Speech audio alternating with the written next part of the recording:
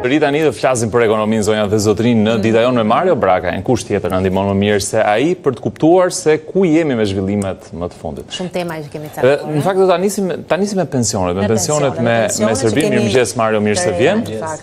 Dhe sikur se ndodh me marrëveshjet që kemi me Italinë, me Greqinë, të cilat flitet se qytetarët shqiptarë dhe jo vetëm do të përfitojnë. Ana sjellta pra. Edhe me Serbinë njëjta gjë. Po për cilën kategori e qytetarësh flasim kur vjen puna për marrëdhëniet me Serbinë? Po flitet kaq shpesh për pensione sa që kam përshtypjen që nuk është se le të themi për bërë një lajm fort mirë që të gjithë flasim për pensionet, për faktin se popullsia vetëm po plaket, për shkak se gati gjysma e popullsisë tashmë është e moshuar, sigurisht që flasër sot për pensionet është normalitet dhe është le të themi e ndjekur edhe nga mosha e tretë.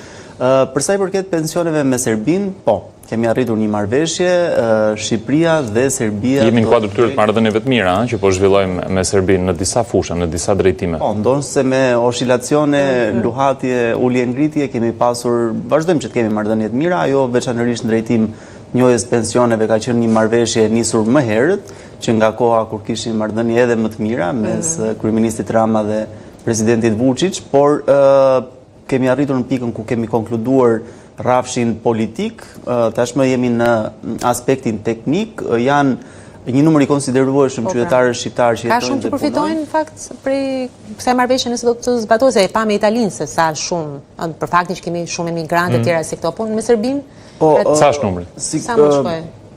Shifra do të luhatet, fillimisht janë 400 deri në 500 që do të përfitojnë. Pra, paka është bërë 400 deri në 500. Deri në 500 që futen fillimisht. Por shqiptarë që jetojnë në Nish, që punojnë atje, që kanë ikur, sepse dikur pas prishjes së ish Jugosllavisë, patin shumë shqiptarë që u larguan drejt Serbisë. Pra, që jetojnë edhe punojnë, kështu që edhe ata do të përfitojnë. Por ky është numër fillestar. Nga ana tjetër janë rreth 113 qytetarë serb, cilët përfitojnë me njëherë, por kjo nuk do të thotë se është shifër përfundimtare. Serb që jetojnë në Shqipëri? Po, serb që jetojnë ose në Shkodër ose në Tiranë, këto janë dy qytetet kryesore ku ata jetojnë, që do të përfitojnë nga njoja ndërsjellje e pensioneve. Plus minus 1.000 veta, po themi, si bie, 10.000 veta? Fillimisht, faza e parë. Jo, fillimisht janë rreth 600 vet, por në fazat e tjera do të ketë shumë më shumë. Dhe ne pam në fakt gjithë procedurën që shkoi me Italinë, sa i gjatë ishte. Të paktën ana ligjore, përgatitesh e gjithçka, ratifikimi nga të dyja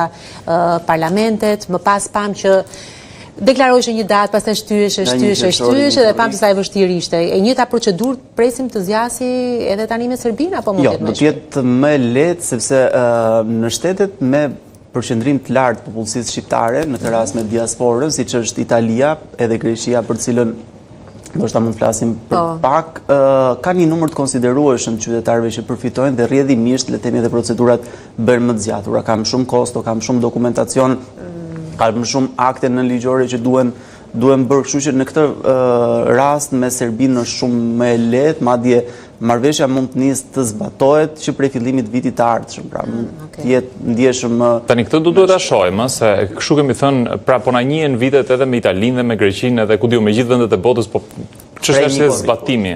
Pra kur nis konkretisht. Akoma s'ka filluar me Italinë, nuk tha një qershori, pra ja. Prej një korriku do të nisë dhe kësaj herë është datë. Vjen shpejt një korriku. Vjen shpejt.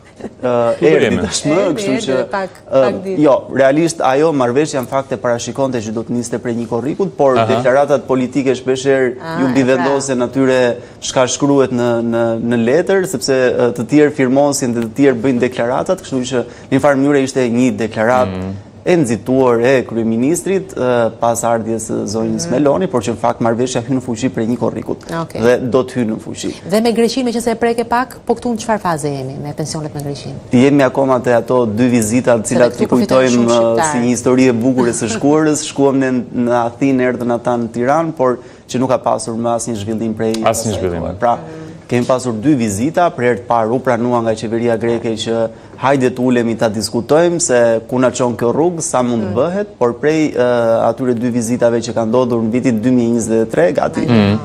Tani kur thua prej një korriku do të fillojë zbatimi, do të thotë që me një gusht qytetarë shqiptarë që përfitojnë nga këto pensione do të mund të rreqin paratë e tyre? Po.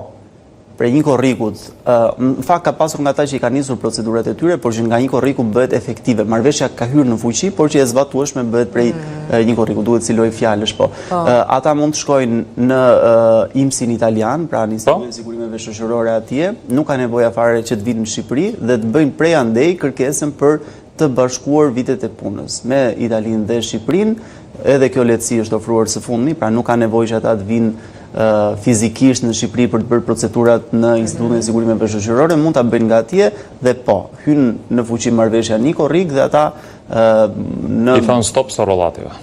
Dhe nga një gushti, nëse i kanë përmbyllur me sukses gjitha ato procedurat, atëherë do të përfitojnë. Në Greqi besoj do të ketë numër i konsiderueshëm shqiptarësh që do ta donin. Më shumë se sa në Itali. Po, megjithëse ka pasur le të themi largime, sepse brezi i parë atyre që ikën në Greqi në vitet 1990 ka pasur nga ata që më pas u larguan drejt vendeve të tjera të Evropës Perëndimore, sepse sigurisht që Greqia nuk është se po ofronte shumë, veçanërisht me krizën e vitit 2008, por që në Greqi zgjati më shumë, zgjati deri në 2012-ën, pati shumë nga ata që u larguan drejt Gjermanisë, Francës, Belgjikës. Kështu që duhet parë se sa është numri real i shqiptarëve që besoj që shumë kanë punuar dhe në zezë për vite në shtetin grek. Shumë, veçanërisht ato deri në 90, 2000 ka pasur shumë që kanë punuar në informalitet që nuk do mund të përfitojnë nga pension. Pikërisht. Fatkeqësisht. Mirë, e kuptuam diçka më shumë, çojmë nëse do të bëhet realitet. Por shoj pak edhe eksportet, që me sa duket krahasuar me muajin prill, duket që po ngrejnë dal nga dal kokë. Cilat kanë qenë ato sektor më së shumti që e kanë ndjerë këtë krizë? Nafta e patos marinzës. Ajo.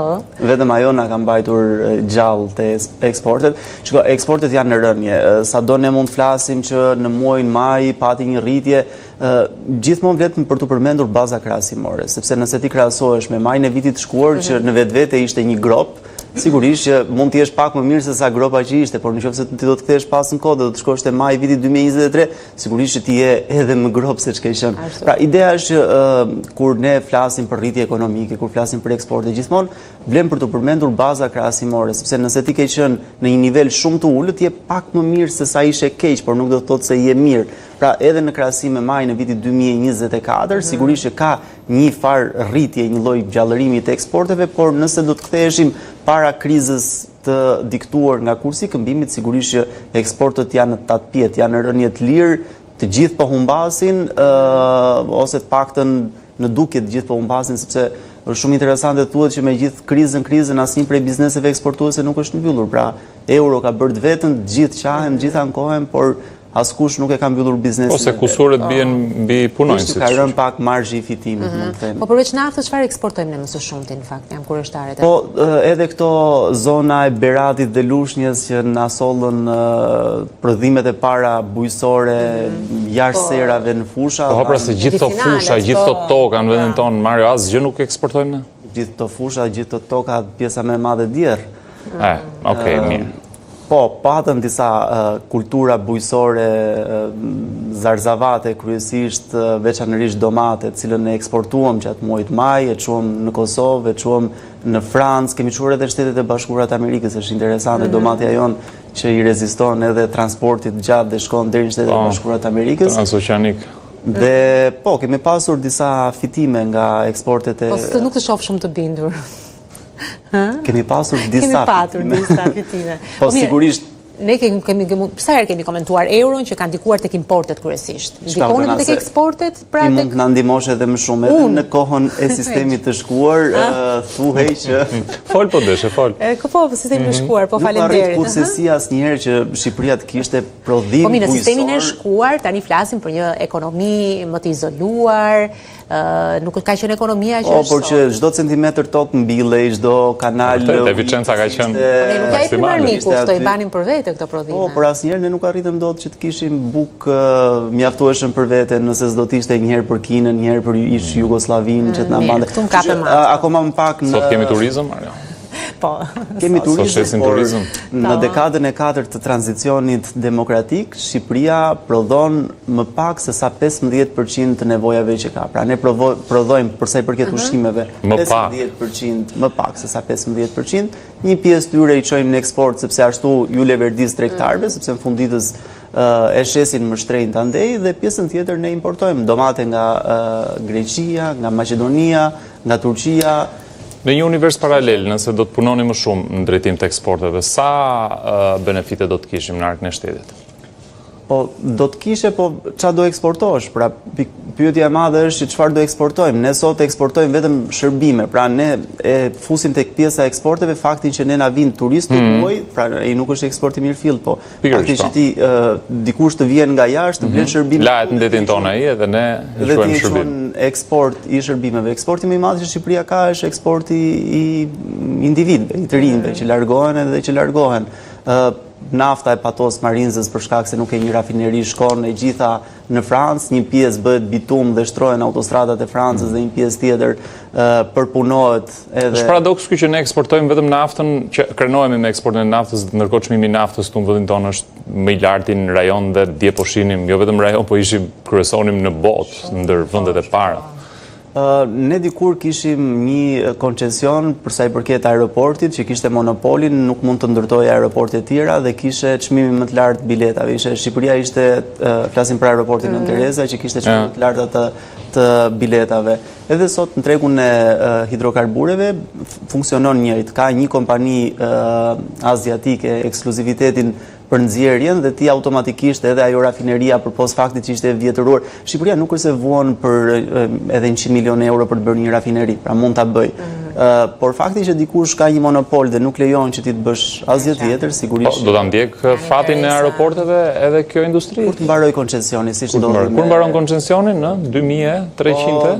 99 vjet, duhet diku edhe 86-87 vite. Mirë, çfarë ndodhi me si ishte sakt SECP-n, me dy SECP-n. Okej, çfarë ndodhi këtu, po pra çfarë u diskutua, mund të heqim një paralelizëm me nismën e Ballkanit të hapur apo nuk është e njëjta gjë?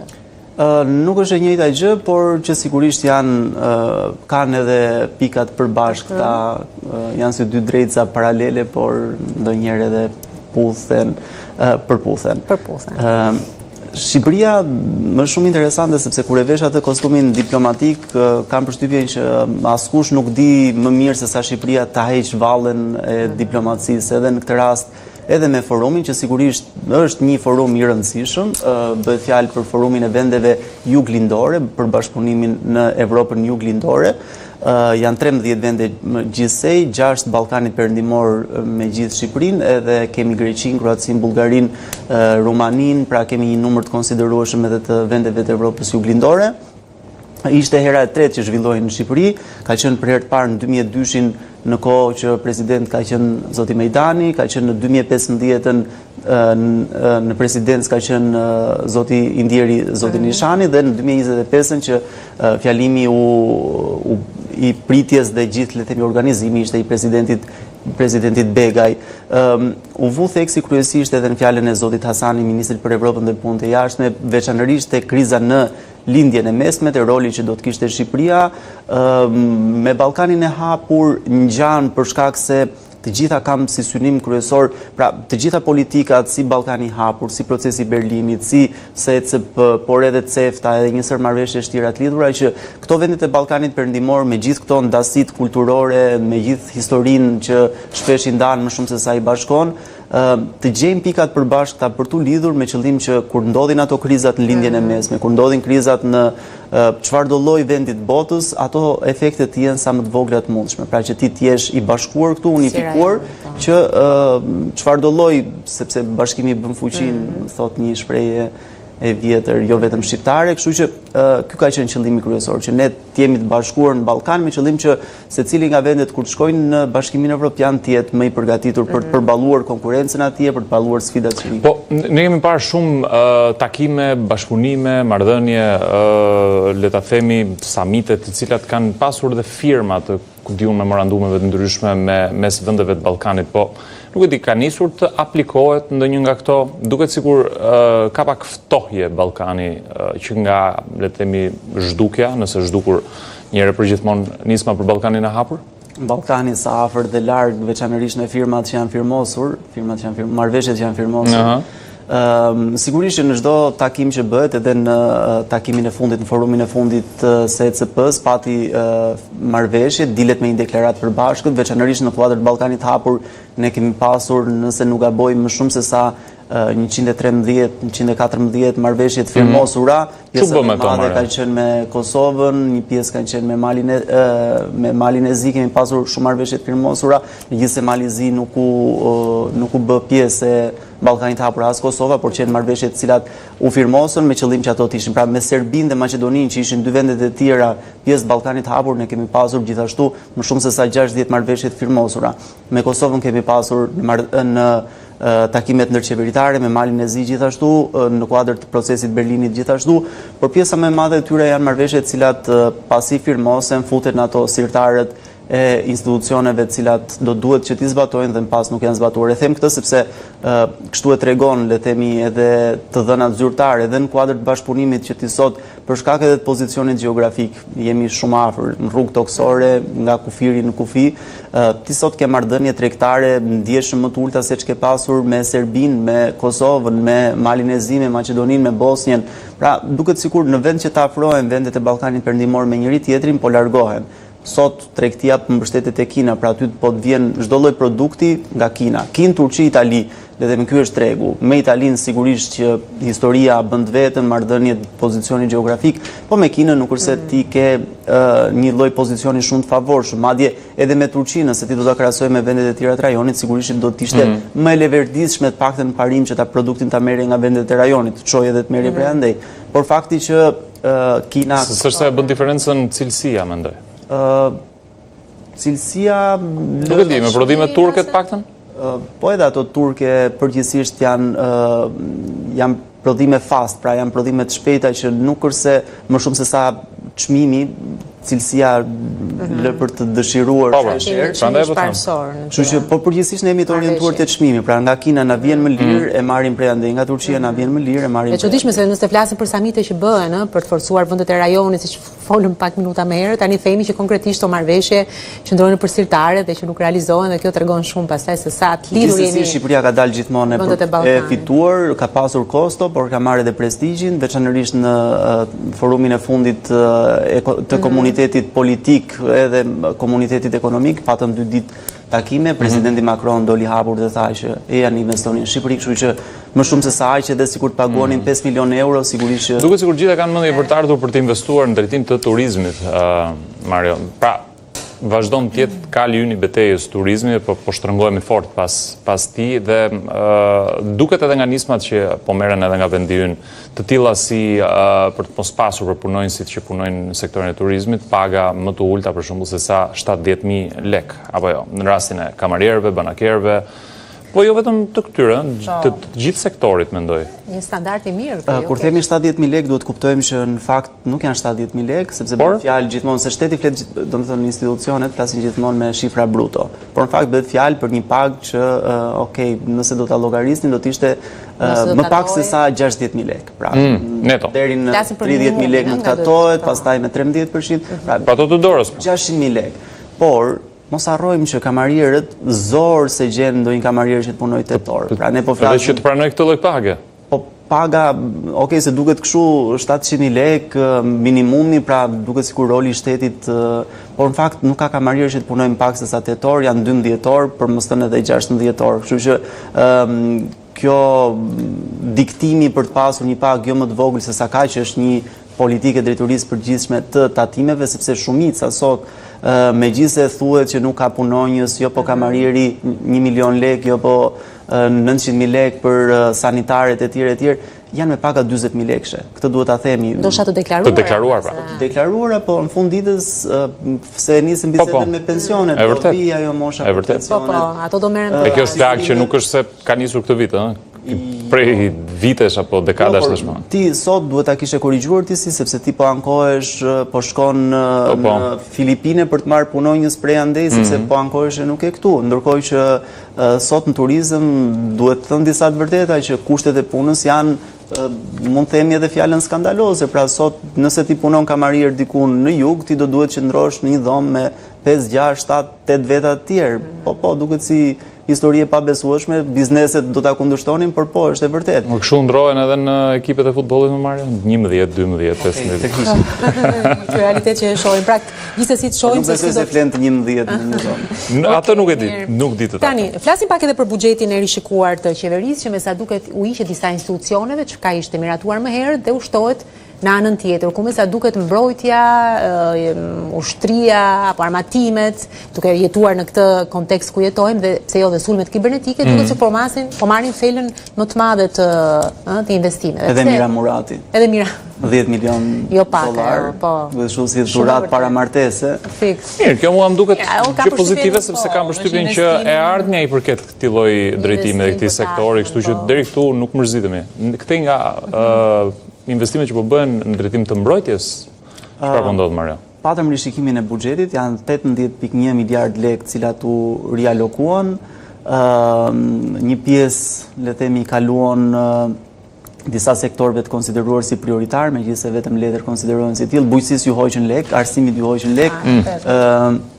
Si kishin tepër? Kishin tepër. Ministrisë Infrastrukturës dhe Energjisë ju hoqën, MEK-it, Ministrisë Ekonomisë, Kulturës dhe Inovacionit, dy prej institucioneve titullarët e cilëve patën rezultatet më të mira në fushatën në zgjedhjet e 11 majit, morën më pak para. Pra, Zoti Gonxha që pati në Tiranë, zonja Balluku në Fier, duke sikur qeveria në rast Ministria e Financave, nuk ka lidhje. Kaloi lumin dhe nuk e respektoi kalin. Por që po, një pjesë kaluan, ne kemi një plan të ri të sigurisë kibernetike, pra strategjia e re sigurisë kibernetike 2025-2030, e hartuar nga AKSK-ja, ish Akcesku, ku një pjesë 6.1 miliard lekë kaluan pikërisht zbatimit të këtij plani, pra nuk është se patëm ndonjë rishikim buxheti ku qytetarët duhet presin ndonjë gjë të madhe, përkundrazi nuk pati asnjë lek që mund t'i kalon të stresave nevoja apo tjerve, thjesht patën këto dy alokime kryesore, pra sigurisë kibernetike për zbatimin e strategjisë, për të futur në Machine Learning Lab e startupi zonjës Murati, dhe pjesa tjetër le themi ishin merca le këtu, çoj atje, hiqi këtu dhe vendosi atje. Kështu që këta në le themi vendimet e momentit të fundit, pra mund të është normale që të bëhet rishikimi në një farë piket vitit, pra të bëhet rishikimi i buxhetit edhe pse është miratuar më herët? Rishikimi i buxhetit është normal, por procedura ekstraligjore që po ndiqet për rishikimin e buxhetit, pra ne kemi rishikim buxheti me VKM pa kaluar në komisione parlamentare, pa kaluar në parlament. Normalisht do të kaloj nga komisioni. Sigurisht duhet të kaloj, ne kemi pasur si le themi mënyrë të ndjekur në periudhën e pandemisë, pra ndiqet kryesisht në periudhat krizës, pra kur ti nuk ke kohë që të mbledhësh parlamentin tani pse nuk në emergjenca. Funksionon në Komisioni i Ekonomisë Parlament apo? Po sigurisht që funksionon. Por ja që zgjidhet kjo rrugë ekstraligjore, del një vendim i Këshillit të Ministrave dhe thjesht zbatohet, publikohet në fletorin zyrtare. Pra sigurisht që qeveria e ka si mundësi për ta bërë, pra me procedurë të përshpejtuar apo në kushtet e emergjencës, por që baza ligjore nuk e parashikon tillë, sepse ti duhet kesh shpallje në një periudhë emergjencë, siç e patëm për të rikthyer tek pandemia atëherë, pra që ti shpallje periudhën e emergjencës apo të tërmetit, që bën edhe tenderat, edhe rishikoi buxheti shumë shpesh, por ti nuk mund ta bësh në kushte normale. Por ne po e bëjmë, ndoshta le themi janë më emergjente këto. Mund të jenë arsye madhore mbase. Dhe përpara se të ndajemi Mario, duhet të rikthejmë edhe një herë tjetër pensioneve, por atyre në vendin tonë, sepse pam para ca kohësh disa nisma të marra nga qeveria për ndryshime, në indeksim, në rritje të pensioneve të tjera si këto, por që duke folur edhe me ekspertë ndryshëm të ekonomisë, thonë që gjithsesi të gjitha këto mbeten në kuadër të premtimeve. Do të ketë diçka konkrete për pensionistët muajt në vim? Jo, madje mund t'japim edhe një lajm të keq. Të keq. Jo zyrtarisht. Pensioni 13, i cili është përfshirë në politikat e moshimit 2025-2030, një dokument i hartuar nga Ministria e Shëndetësisë dhe Mbrojtjes Sociale, nuk do t'i jepet me shumë gjasa, do të kundërshtohet. Përse? Sepse Ministria e Ekonomisë, Kulturës dhe Inovacionit është institucioni i cili ka në ngarkim, pra në portofolin e vet Ministrisë ka edhe pensionet, pra Instituti i Sigurimeve Shoqërore është në varësi të MEK-it, vlerësohet si jo, ndoshta duhet gjej fjalën e dur, jo i drejt, po për shkak se jepen përveç se sa bonusit fundvitit i cili është i buxhetuar, jepen këto shpërblimet e tjera, pra siç kemi patëm bonusin e pranverës apo kështu që po kush e premtoi dhe pse? Pra, është një zë i futur në këtë dokumentin nga Ministria e Shëndetësisë dhe Mbrojtjes Sociale, por Ministria e Ekonomisë, Kulturës dhe Inovacionit ka bërë prapa ktheu. Tani vetëm për këtë vit, domethënë nuk është momenti apo mendohet që ndoshta ky pensioni 13 jepet në vazhdim në vitet. Pra, në dokument planifikohet që të jepet në vazhdim. Okej, pra është një dritare e hapur gjithsesi. Por që prit një herë, jo nga ky vit. Sa lajm i bukur ishte ai, për shumë pensionistë, paktën pensioni 13, ëh.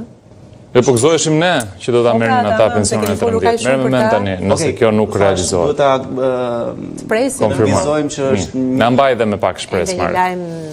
Duhet parë se çfarë do të ndodh, por jo zyrtarisht është ky versioni. Pra që ne tashmë po i bëjmë këto politikat pensionit 13, po japim paketa ndihme, po rishikojmë buxhetin etj, kështu që nuk ka nevojë për një pension të 13 ose të paktën ky është argumenti. Me ato atonisma të tjera që ne kemi më kur i Po jo, edhe ato është interesante. Ato kur filloi ty në fuqi? Madje edhe ato bien në informalitet edhe këtu për sa i përket mos pagimit të taksave për individët mbi 65 vjeç për automjetet. Në fakt jo zyrtarisht edhe mua mu tha që shikoj se ky lajmi nuk është i vërtetë. S'është e vërtetë as kjo. Po, megjithëse ti ke një dokument, është e përfshirë atje, nuk është e vërtetë sepse institucioni që e ka hartuar nuk është konsultuar me ne dhe kështu që më shumë gjëra. Por që do marrin pensionin muajin tjetër pensionistët, këtë do ta marrin. Ta marrin, por gjithsesi këto dy tjera duhet mbeten për tu konfirmuar. Un po them shumë keq Mario sot na ke dhënë lajme shumë të këqija. Ndoshta japën që vjen lajme të mira me. Japën që vjen atëherë mbase kemi një konfirmim në mënyrë definitive. Japën që vjen ke detyrën për të na dhënë minimalisht një lajm të mirë. Për të thënë që nuk ishte e vërtetë. E di që është punë e vështirë për ty në këtë sektor të japësh lajme të mira. Ekonomia ka dhe lajme. Ka dhe lajme të mira, dakor. Mirë Mario, faleminderit shumë. Japën që vjen. Edhe mora 8:01 minuta, do të shkëputemi për publicitet dhe fluturojmë për në Shtetet e Bashkuara të Amerikës. Situata atje me gjithë protestat që po bëhen për këtë politikë që po ndiqet kundër emigrantëve. Po.